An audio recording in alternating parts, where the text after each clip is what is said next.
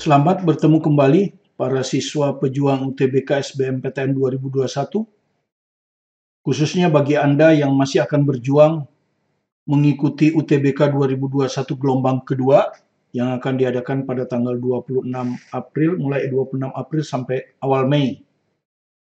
Ya, seperti biasanya,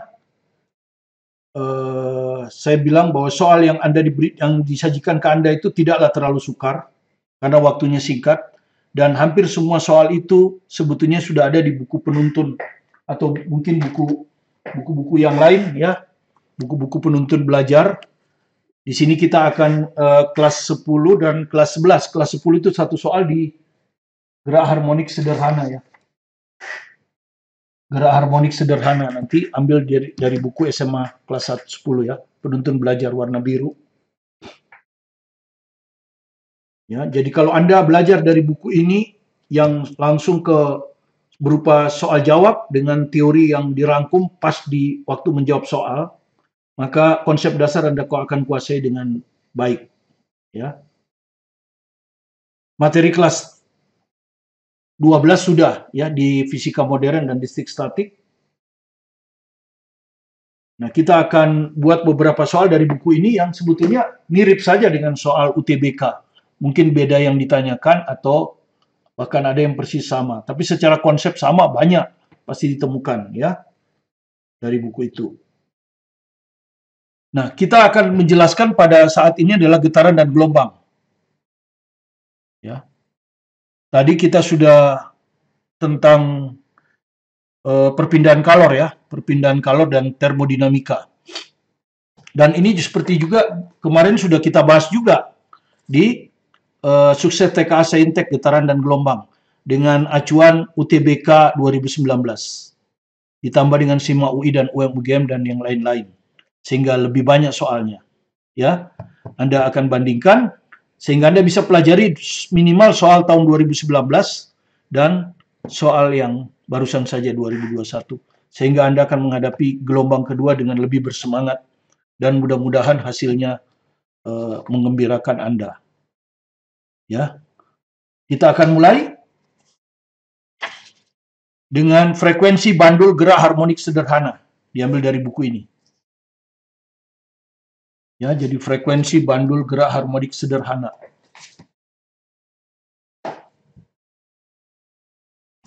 Di 2019 juga keluar, ya, bagaimana gerak harmonik sederhana ini. Cuman lebih sukar, ya. Di situ ada gas, sehingga kita harus menggunakan hukum gas ideal, PV sama dengan nRT. Kemudian ada pegas, kita hubungkan dengan gaya pemulih pegas, yaitu K kali X atau K kali Y. Ya, lebih sukar. Di sini juga cukup sukar. Kalau Anda tidak belajar dari buku yang betul, maka Anda akan ngawur nanti menjawabnya. Ya. Dan sebagian saya lihat pembahasan di internet itu ada yang salah, ya. Mungkin karena baru, ya, ini baru. Tapi sebetulnya ini bukan baru. Saya akan ambilkan soal dari SBMPTN 2007. Berarti hampir 15 tahun yang lalu. Ya. Dari penuntun belajar fisika Martin kelas 10, halaman 356. Ya. Halaman 356. Jadi kalau Anda buka di halaman 356, ya, ini ada soal begini, ya. Ini dalam bentuk angka, ya. Ini SBMPTN 2017, ya. Oke, dalam bentuk angka. Inilah soalnya. Kita kerjakan dulu satu soal ini sebelum kita kerjakan SBMPTN 2007. Sebuah ayunan sederhana dibawa oleh seorang yang berdiri pada sebuah tangga berjalan yang memiliki kemiringan 30 derajat, ya. Yang memiliki kemiringan 30 derajat. Ya, jadi kalau kita gambar, kira-kira soalnya seperti kita gambar dulu soalnya, ya. Ini tangga berjalan, Anda jalan dari sini. Berjalan yang saat tangga dalam keadaan diam, jika tangga kemudian mulai berjalan, oke. Jadi taruhlah dia di sini orangnya. Ini tangga berjalan. Ya. Tangga berjalan ini kemiringannya 30 derajat terhadap bidang datar. Saat tangga dalam keadaan diam, jadi waktu tangganya diam. Jadi kalau Anda lihat kalau tangga berjalan rusak itu kan dia diam, kita jalan di atasnya. Ayunan, kita sambil jalan sambil bawa ayunan. Ya, jadi pertama ketika tangga berjalannya diam, maka ternyata periodenya 2 sekon. Jika tangga mulai berjalan dengan percepatan ke atas, nah, kalau tangganya ini mulai berjalan dengan percepatan ke atas, ya, 2 meter per sekon kuadrat, maka periode ayunan sekitar berapa? Jadi berapa periodenya di sini? Sebut aja T aksennya. Berapa periodenya? Kalau tangganya berjalan dengan percepatan 2 m per s kuadrat. Kita jelaskan dulu teorinya ya. Teori kalau bandul itu ada di kerangka yang dipercepat. Jadi di sekolah atau umumnya kita hanya diajarkan T itu sama dengan 2pi akar L per G. Tanpa ada penjelasan lagi. Ya. Tapi saya ingin menjelaskan bahwa rumus ini itu berlaku pertama. Anda harus tahu bahwa pengamat yang mengukur periode bandul harus satu acuan dengan bandul.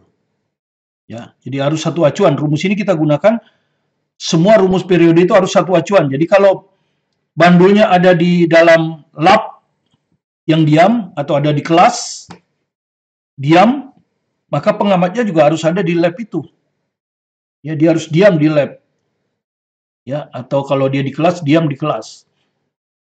Kalau bandulnya di dalam mobil yang bergerak, ya entah bergerak lurus beraturan, entah bergerak dipercepat, pengamat harus ada di dalam mobil, tidak boleh di luar mobil. Ya, itu rumus ini digunakan. Pertama.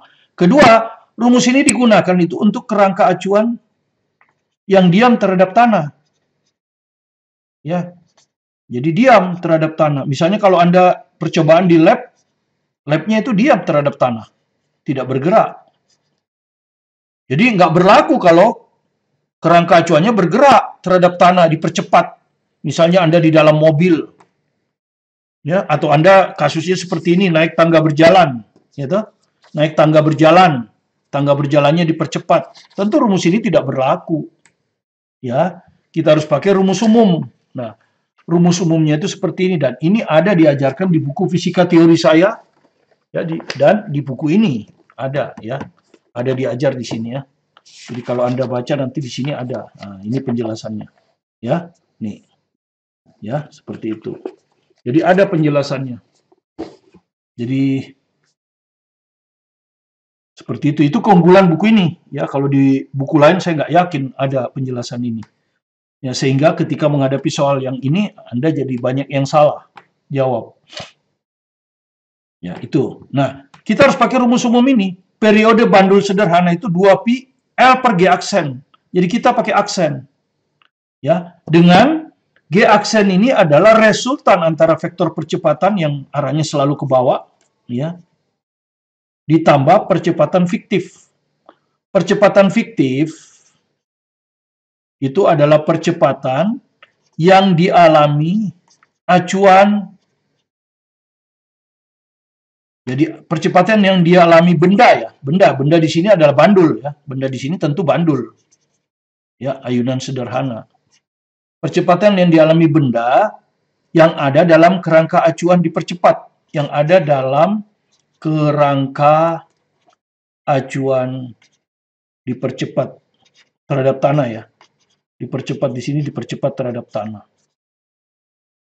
Ya, dan rumusnya selalu A fiktif itu adalah negatif dari percepatan sistem, ya, percepatan acuan terhadap tanah. Ya, jadi perhatikan ada tanda negatif. Ya. Nah, misalnya Anda mengayunkan bandul di lap yang diam terhadap tanah. Kalau lapnya diam terhadap tanah, berarti A lap terhadap tanah 0. Maka A fiktif itu negatif dari 0 ya, negatif dari 0 ya 0. Sehingga G aksen sama dengan G arah ke bawah positif ya. G tambah 0 G. Makanya Anda dapat rumus periode dari bandul sederhana 2pi akar L per G. Jadi 2pi akar L per G ini hanya berlaku untuk kerakuan acuan yang diam terhadap tanah. Nah, misalnya bandul ini Anda ayunkan di dalam lift. Ya, lift yang dipercepat ke atas. Ya, jadi liftnya dipercepat ke atas. Ya, liftnya dipercepat ke atas nih. A itu alif terhadap tanah ya. Nah, misalnya bandulnya di sini nih. Ya kan? Seperti itu ya, bergetar ke sana ya. Nah, apa yang terjadi? Bandul ini akan mengalami percepatan fiktif yang berlawanan dengan kalau ini A maka A fiktif ke bawah. A fiktifnya akan ke bawah. Besarnya juga A. Ya. Cuma kalau ini A-nya ke atas, ini A-nya ke bawah. Sehingga G aksen yang kita harus masukkan di rumus ini itu kan sama dengan vektor G ditambah vektor A fiktif. Nah, G-nya kan selalu ke bawah ya. G selalu ke bawah. Kita ambil positif. Karena dirumuskan memang di akar itu tidak akan negatif. Jadi arah ke bawah positif. Maka ini plus G kan. A fiktif ke bawah juga. Jadi G plus A. Gitu ya. Jadi G aksennya G plus A. Maka T-nya, T yang aksen, 2pi akar L per G aksen. Akan sama dengan 2pi akar L per GA. G plus A. Ya kalau liftnya dipercepat ke atas ya. Ini lift dipercepat ke atas.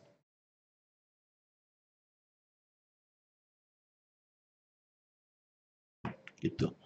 Ini. Nah, kalau Anda bandingkan dengan periode yang ini, ketika liftnya diam atau liftnya bergerak dengan kecepatan tetap ya. Kalau lift bergerak dengan kecepatan tetap ya sama juga A-nya 0. Ya. Nah, ini pembilang ini lebih besar. Ya. Kalau pembilang lebih besar, maka T-nya akan lebih kecil. Jadi T aksen akan lebih kecil dari T. Dibandingkan dengan periode kalau liftnya diam, atau periode kalau liftnya bergerak dengan kecepatan tetap. Lebih kecil. Kalau Anda mau lihat frekuensi, bagaimana? Karena di soal Anda nanti frekuensinya. Maka frekuensinya akan lebih besar. Ya, karena frekuensi itu kebalikan dari periode. Kalau periodenya lebih kecil, frekuensi akan lebih besar. Jadi frekuensinya akan lebih besar. Jadi ketika lift bergerak di atas, frekuensi itu akan lebih besar. Lebih besar itu artinya makin banyak, ayunannya makin banyak. Ya. Gitu. F absen lebih besar dari F. Frekuensinya bertambah. Oke? Itu saja dulu ya, sebelum kita bahas soal ini. Nah, sekarang soalnya seperti ini. Ini soal 15 tahun yang lalu. Ya, tangganya berjalan seperti ini, ya. Nah, apa yang terjadi? Tangganya berjalan ke atas, berarti percepatan fiktif ke bawah kan? Percepatan fiktifnya ke bawah. A fiktifnya ini ke bawah, besarnya sama 2. Gitu. Sementara percepatan gravitasi selalu ke bawah, 10 kan ini. Nah, G aksennya adalah resultan dari ini. Nah, ini kita hitung pakai jajaran genjang gini kan. Ini. Nah, inilah G aksennya itu. Ya, kita perlu besarnya aja. Maka G aksen besarnya pakai rumus Pitagoras kan. Ini kuadrat tambah ini kuadrat kan. Jadi G aksen ini akan sama dengan, di sini aja ya. G aksen ini akan sama dengan akar, ya kan? A fiktif, ya A fiktif kuadrat ditambah, ya resultan biasa, sama dengan 2 A fiktif kali gravitasi kali kosinus sudut ini. Sudut antara kedua vektor. Nah, kalau Anda lihat di sini sudut ini berapa? Ini kan 90 ini. Ini kan segitiga siku-siku. Ya, kalau ini 30, ini 90, berarti ini 60. Nah, jadi kosinus 60 begini. Kita masukkan akarnya. 2 ya. 2 kuadrat tambah 10 kuadrat tambah 2 kali 2 kali 10 kali setengah. Nah, begini. Ini coret. Maka kalau Anda hitung ini adalah akar 4 ya. Ini 4, ini 100, jadi 104. 2 kali 10, 20, akar 124. Di aksen ini. Nah, ini kira-kira mendekati 11. Karena Anda sudah tahu ya, 11 kali 11 itu 121. Ini 124, jadi 11 lebih dikit lah. Lebih dikit. Ya, oke. Sekarang yang mau kita hitung apa? Periodenya. Nah, periodenya kita pakai rumus apa? 2pi akar L per G aksen, gitu kan ya? Ini T aksen. Dibandingkan dengan periode sebelumnya. Periode sebelumnya kan 2pi akar L per G. Dibandingkan, karena periodenya diketahui kan? 2 sekon kan? Ketika diam kan periodenya 2 sekon. Nih, 2 sekon. L-nya nggak perlu. Sama kan? Bisa dicoret. Jadi 2pi-nya juga nggak perlu. Ini kalau kita balik, berarti ini akan ada di pembilang. Gini kan? Akar G per G aksen. T aksen kita perlu, maka T-nya 2 sekon. Nanti dibawa ke sini kali 2. Ya toh? Sama dengan akar. G-nya 10. G aksennya 11, nah, maka kita akan dapat T aksen 2 akar 10 kita bagi 11. Tidak bisa kan? 100 0,9. Akar 0,9. Nah, kita tahu kalau 0,9 kali 0,9 itu 0,81. Kalau 1 kegedean kan? Kalau 1 kali 1, 1. Jadi akar 0,9 itu antara 0,9 dan 1. Nah, udah anggap aja akar 0,9 itu 0,9 ya. Ini dianggap ini pendekatan. Karena 0,9 kali 0,9 kan 0,81. Ini 0,9 masih lebih besar kan? Ya, jadi harusnya lebih besar. 0,9 lebih besar. Anggap aja 0,9. Ya kan? Ya, berarti mendekati 1,8. Ya. Anda lihat jawabannya. Nah, jawabannya B. Ya, mendekati 1,8.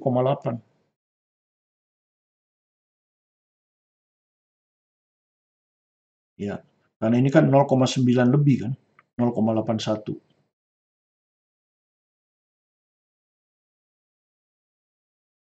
Ya, jadi kalau 2 kegedean, kalau 2 kan berarti ini 1 kegedean kan. Padahal ini 10 per 11 koma kan. Berarti pasti 0,9 masih kurang. Ya. Oke, seperti itu. 0,9. Jadi jawabannya B, 1,819. Silakan dihitung pakai kalkulator kalau nggak percaya ya. Tapi yang penting saya konsepnya ini. Nah, dan ini sudah keluar di SBMPTN 2007. Oke. Sekarang sebelum saya buat SBMPTN Anda, saya buat soalnya persis, cuman bentuk 1, 2, 3, 4. Ya, 1, 2, 3, 4. Nah, ini soal SBMPTN 2006. Nah, ini pernah keluar ini. Frekuensi bandul sederhana SBMPTN 2006. Ya, sebelum saya jawab UTBK 2021. Jadi sebenarnya soalnya bukan soal baru. Ya, dan semua ada di buku ini ya. Semua ada di buku ini ya. Oke. Sebuah bandul sederhana tergantung pada atap sebuah elevator ya. Jadi Anda lihat. Jadi ini ada elevator, bandulnya itu di sini ya, di atap kan, ini atapnya langit-langit kan. Nah, begini ya. Nah, dia akan bergetar begitu kan. Nah, ini lift. Ya. Ketika elevator dalam keadaan diam, ya, jadi ketika elevatornya diam, berarti A-nya 0 kan. Frekuensi getaran bandul F, periodenya T kan, dan menghasilkan frekuensi F. Pernyataan yang benar mengenai bandul sederhana tersebut, ini 1, 2, 3 ya. Ya, coba Anda periksa 1. Tadi kebetulan sudah kita. Jika elevator sedang bergerak ke atas, tadi sudah ya. Elevator bergerak ke atas tadi ini. Ini kita, elevatornya bergerak ke atas dengan percepatan tetap A, maka bandul ini akan mengalami percepatan fiktif ke bawah. Ya, besarnya A. Kemudian G fiktif, G aksen akan searah, karena searah G plus A. Maka T-nya 2pi akar L per G aksen, G aksennya G plus A, ini penyebutnya lebih besar. Maka periodenya akan lebih kecil. Kalau periodenya lebih kecil, maka frekuensi daripada bandulnya akan lebih besar. Jadi frekuensi bandulnya lebih besar, Anda baca. Jika elevator sedang bergerak ke atas dengan percepatan tetap, maka frekuensi getaran bandul lebih besar F. Benar ya? Benar. Benar ini. Ya, ini benar. Kalau 1 benar, 3 benar. Kita lihat nomor 3. Jika elevator sedang bergerak ke bawah dengan percepatan tetap, bergerak ke bawah ya, jadi kebalikannya. Apa yang terjadi kalau elevator ini bergerak ke bawah? Ini elevatornya ya, A elevator. Maka bandul akan mengalami gaya fiktif ke atas. Ya, gaya fiktifnya akan ke atas. Sama dengan A besarnya. Ini juga A kan? Ke atas. Sementara percepatan gravitasi yang kita ambil positif ke bawah, maka G aksennya akan sama dengan, ya kan, G vektor plus A fiktif vektor. G-nya kita ambil ke bawah ya, plus. A fiktifnya ke atas. Min ini. Min A. Nah, sehingga akibatnya apa? T aksen sama dengan 2pi akar L per G aksen. G min A. Nah, kebalikannya kan, ini sekarang penyebutnya lebih kecil ini. Ya. G min A, ya, penyebut lebih kecil, maka T aksen akan lebih besar. Ya, karena ini lebih kecil kan, penyebut lebih kecil, T aksen lebih besar. Artinya apa? T aksen lebih besar dari T. Nah, kalau periodenya lebih besar, maka frekuensinya pasti lebih kecil. Nah, frekuensinya lebih kecil kalau bergerak ke bawah. Nih. Jika elevator sedang bergerak ke bawah dengan percepatan tetap, maka frekuensi getaran bandul lebih kecil F. Betul, karena kalau satu betul, 3 pasti betul. Nah. Nomor 2. Kalau elevator sedang bergerak ke atas, tapi dengan kecepatan tetap. Perhatikan kecepatannya tetap. Kecepatan tetap itu sama saja dengan A-nya 0. Ya. Ini sama saja dengan percepatannya 0. Maka sama saja dengan keadaan ketika lift diam. Frekuensi getaran bandul tetap F. Betul. Ya, benar. Frekuensinya akan tetap kalau kecepatannya tetap. Karena dianggap A-nya 0. Nah, pertanyaan 4 ini yang muncul di UTBK 2019. Jika tali elevator terputus, nah, bagaimana kalau talinya ini putus? Nah, begini kan. Jadi lift, nah talinya ini putus. Sehingga elevatornya jatuh bebas. Elevator jatuh bebas. Apa artinya? Artinya percepatan elevator itu besarnya ke bawah ya. Jadi A elevator ini ke bawah, besarnya G ke bawah. Kalau A-nya ke bawah, berarti percepatan fiktif kemana? Ke atas. Tadi gitu kan? Percepatan fiktif ke atas. Ya, besarnya juga sama dengan G. Besarnya mah G. Kita kan besarnya dulu. Sementara percepatan G selalu ke bawah. Ya, maka G aksen adalah G ditambah A fiktif. G-nya ke bawah ya. Tetap positif. Nah, A fiktifnya ke atas. Ke atas berarti min. Min G. Maka G aksen mendekati 0 ini, ya, sama dengan 0. Apa yang terjadi kalau G aksennya 0? 2pi akar L per G aksen.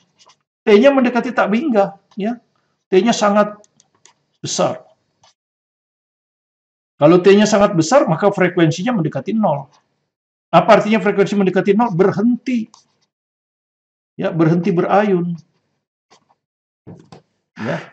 Berhenti berayun dia. Nah, jawaban nomor 4, lihat. Jika tali elevator terputus dan elevator jatuh bebas, maka frekuensi getaran bandul F. Salah. Ya, frekuensi getaran bandul sama dengan 0.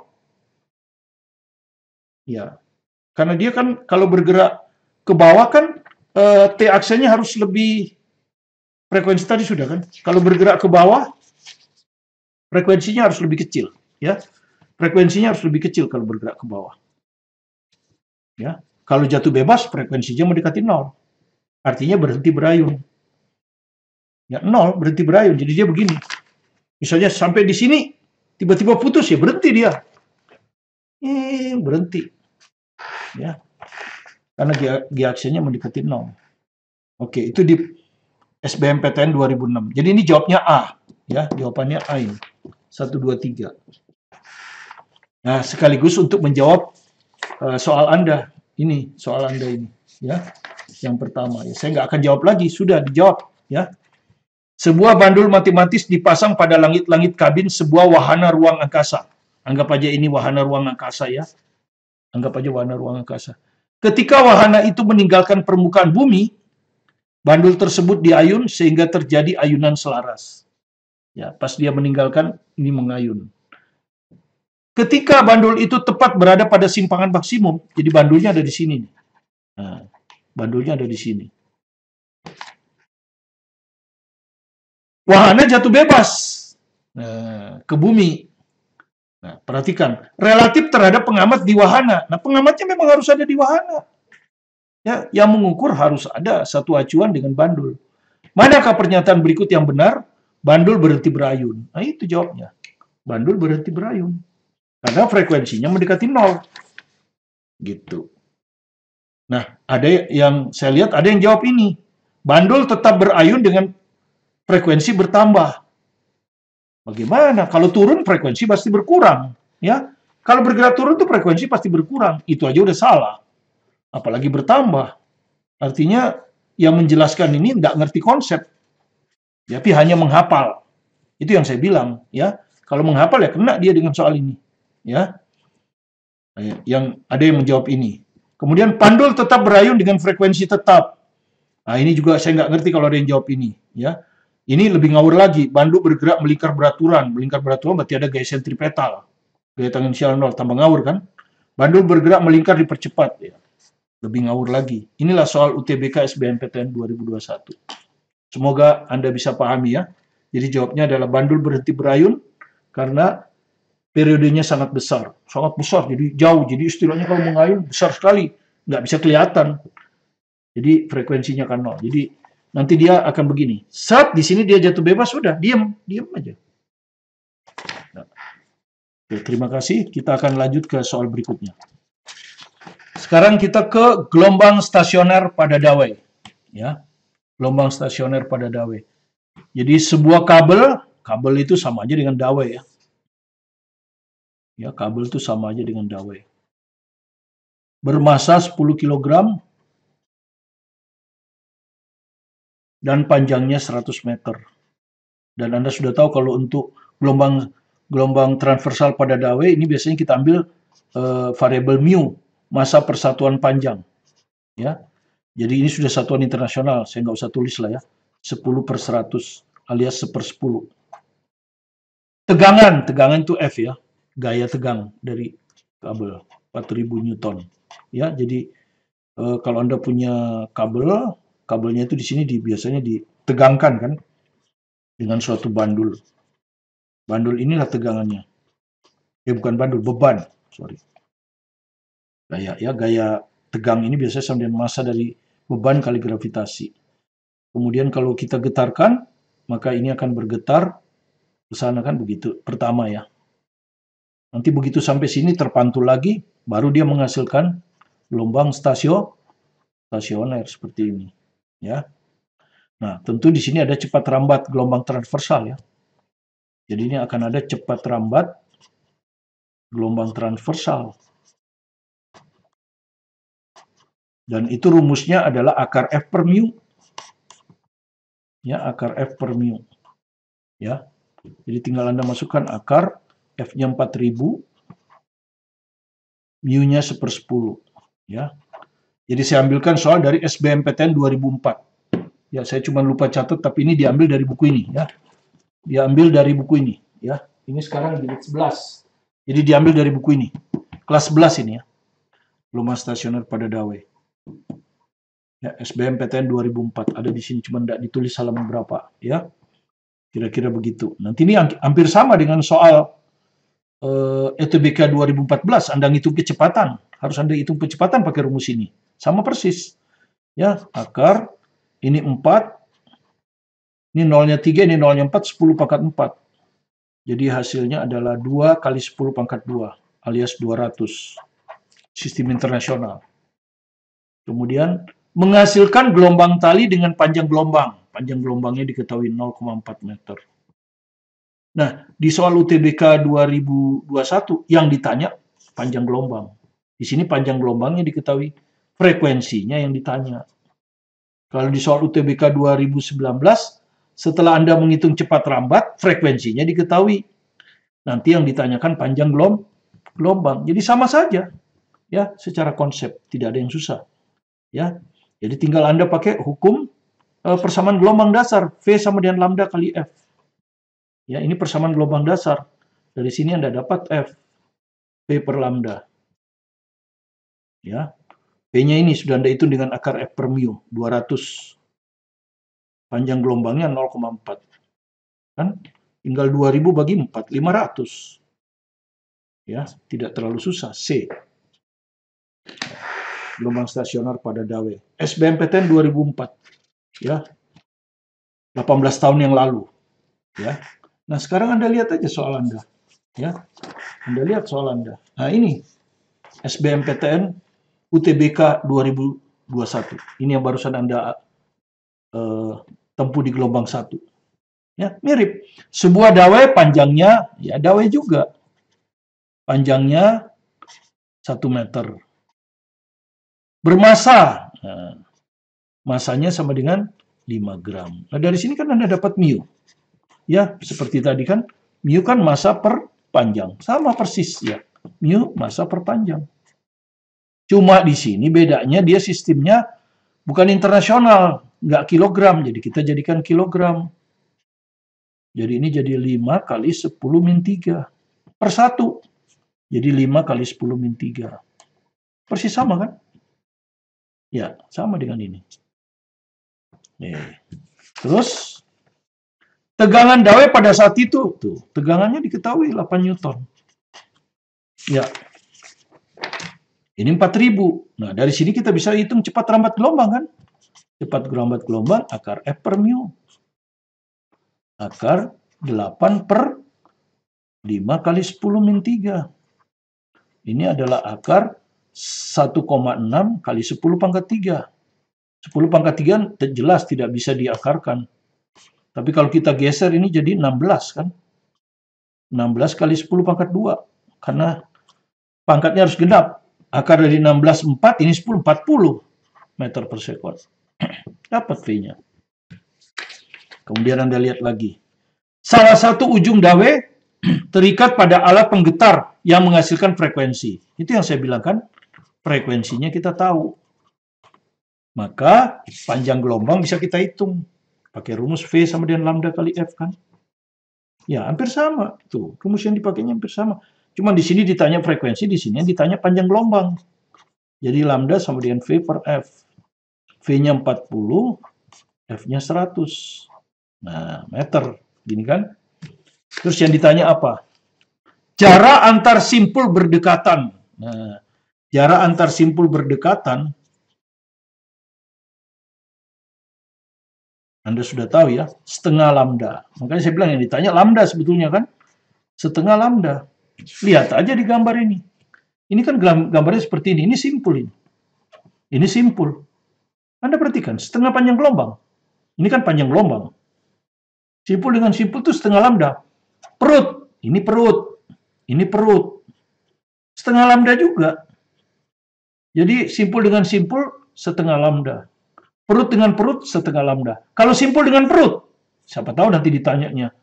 Jarak antara simpul dan perut berdekatan. Jawabannya 1/4 lambda. Ya, jadi kalau ditanya jarak simpul dan perut berdekatan 1/4 lambda. Jadi yang ditanya jarak antar simpul berdekatan sama aja dengan ditanya lambda. Jadi tinggal dihitung. Setengah kali, nah, kita lihat jawabannya apa.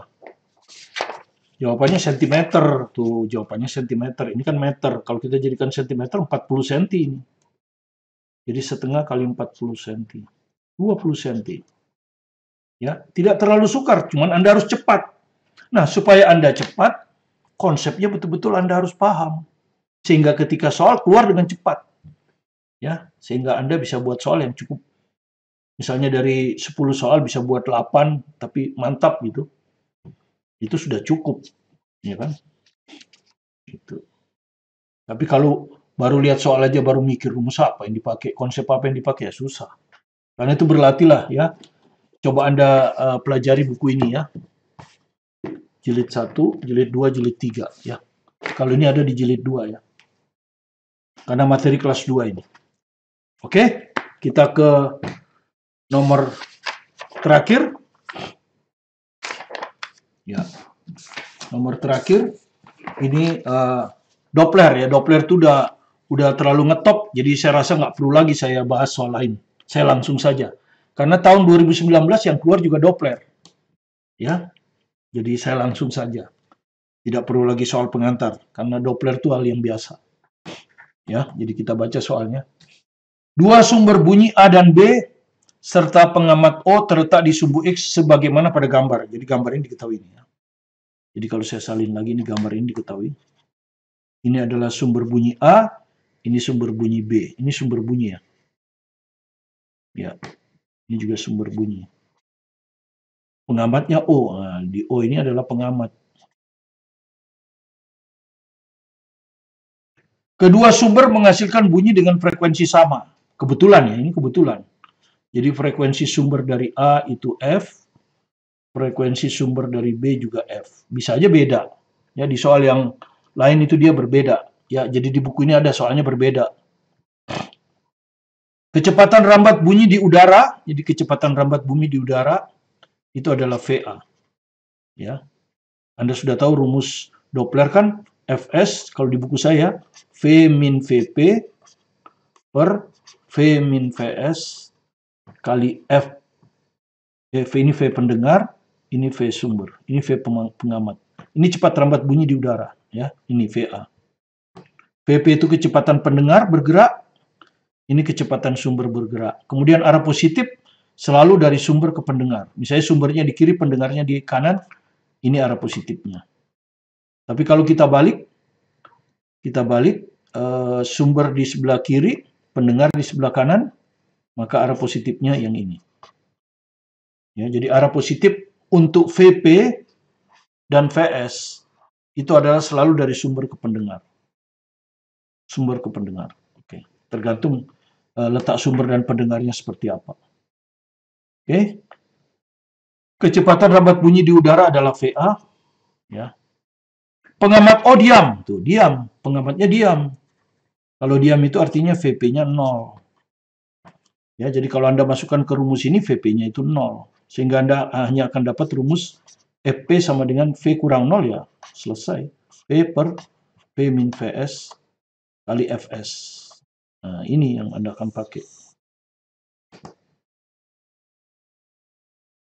Nah, kemudian, sedangkan sumber bunyi A bergerak ke kiri. Nah, sumber bunyi A ini bergerak ke kiri. Gitu. Ya, dengan laju 0,25 ya. Sumber bunyi A bergerak ke kiri dengan laju 0,25 VA. Jadi ini V sumber ya. Ini V sumber di A. Besarnya 0,25 VA. Sementara yang di sini bergerak ke kanan. Ya. V sumber di B itu sama dengan 0,5 VA. Aduh, ini ya. V sumber di B 0,5A. Nah, begini. Nah, tentu pendengar akan mendengar dua bunyi kan? Satu dari A, dia dengar FPA. Satu lagi dia dengar dari B, FPB. Nah, ada selisih kan? Nah, ini yang ditanyakan. Selisih frekuensi bunyi dari kedua sumber adalah A. Nah, diketahui ya. Selisih, saya nggak tahu mana yang lebih besar. Jadi saya pakai harga mutlak aja. Selisih ya. Selisih itu harga mutlak. FPA dikurang FPB itu sama dengan A. Nah, kemudian yang ditanyakan, berapa F ini? Dinyatakan dalam A. Gitu. Ya, jadi pertama kita hitung aja FPA dulu. Ya, FPA. Sama dengan V ini selalu positif ya, VA ya. Ini V ini VA. Jadi kalau kita masukin ini VA per ini VA. Nah, kurang, nah VS-nya sekarang. VS-nya Anda lihat. VS-nya besarnya 0,25, tapi positif atau negatif kita lihat. Sumbernya di sini, pengamatnya di sana. Jadi arah positif ke sana. Arah positif itu ke sana. Kenapa? Karena di sini sumber, di sini pengamat. Arah positifnya ke sana. Ya, untuk VS. Tapi VS-nya ke kiri. Ya, kalau ke kiri berarti negatif ini. Ya, ke kiri dia. Berlawanan dengan sumber pendengar. Min. Jadi kita masukinnya min. Jadi min, VS-nya berapa? 0,25 VA. Ya, kali frekuensi sumber. Frekuensi sumbernya F. Nah, begini. Nah, kita hitung berapa ini. Ya. Ini VA per plus 1,25 VA kali F. VA-nya bisa dicoret. Ini 1. Jadi hasilnya supaya hilang 100 ya, kali 100. Jadi 100 per 125 F. Kalau dibagi 25, 4 per 5 F. Nah, ini FPA. Ya, udah dapat saya FPA. Sekarang FPB. FPB. Nah, itu V-nya VA. Per V, VA. Min, nah, V sumbernya, V sumber yang ini. Yang ini.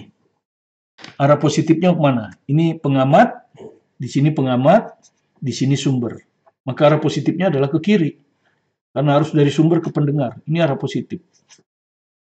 Ya, sementara VSB ke kanan. Min juga berarti dia. Min 0,5A. Min 0,5 VA ya. Ini VA, sorry, ini VA. Bukan A, VA. Jadi V sumber ke kanan ini 0,5 VA. Kali V sumbernya sama, ya, kebetulan ya sama. Nah, jadi ini hasilnya adalah FA per 1,5 ya. VA kali F. Nah, ya. VA-nya dicoret, ini 1. Ini 1,5, berarti 10 per 15. 10 per 15 itu kalau dibagi 5, 2 per 3 F. Hah, mana lebih besar? 4 per 5 dengan 2 per 3, pasti 4 per 5 kan? Jadi selisih frekuensi adalah 4 per 5 F dikurang 2 per 3 F. Udah gitu aja. Nanti kalau negatif dipositifkan saja. Nggak ada masalah. Ya, ya penyebutnya disamakan dengan 15. Kan gitu. Ya. Jadi berapa F? Ya. Berapa F ya? Ini kalau dijadikan 15 berapa ini? Ini kali 3 berarti ini 12. Kurang ini kali 5 10 F. Jadi berapa? 2F per 15. Nah, ini delta F-nya. Diketahui berapa delta F-nya? Diketahui kok delta F. Ya, ini A. Ini kan diketahui A, ya. Delta F itu sama dengan A. Itu diketahui. Selisih frekuensi ya. Di sini Anda lihat. Jika selisih frekuensi bunyi dari kedua sumber menurut O adalah A, nah, baru jadi kita samakan ini. Ya, jadi 2F per 15 sama dengan A. Nah, F-nya berapa A? Nah, iya, udah tinggal kali silang kan ini. F-nya sama dengan kali silang 15A per 2. Jadi 7,5A. Nah, ya.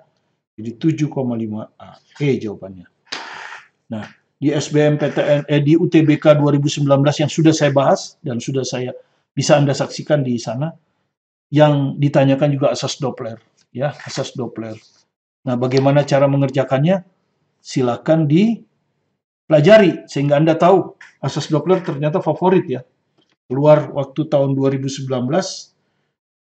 dan 2020 memang tidak ada UTBK. 2021 juga keluar. Jadi berturut-turut 2 tahun keluar. Apakah akan keluar lagi nanti di gelombang kedua? Ya, kita lihat saja ya. Tapi yang penting Anda siap untuk belajar karena itu memiliki buku. Di sini banyak latihan asas Doppler dan rumusnya juga sederhana. Jangan ingat rumus yang lain-lain. Ya, lebih susah itu. Cukup ingat rumus ini. F pendengar V min VP per V min VS kali Fs. Dengan arah VP VS bisa positif, bisa negatif. Arahnya ditentukan tergantung letak. Kalau di sini sumber, di sini pendengar, maka arah positif ke kanan. Kalau di sini kan enggak, sumber di kiri, pendengar di kanan. Arahnya positifnya ke kiri.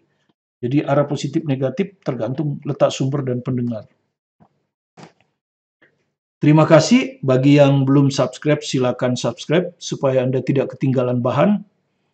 Jika Anda ingin belajar fisika lebih lanjut, ya, karena di konten kami ada yang SBMPTN, ada yang belajar biasa, dan ada juga sampai ke Olimpiade.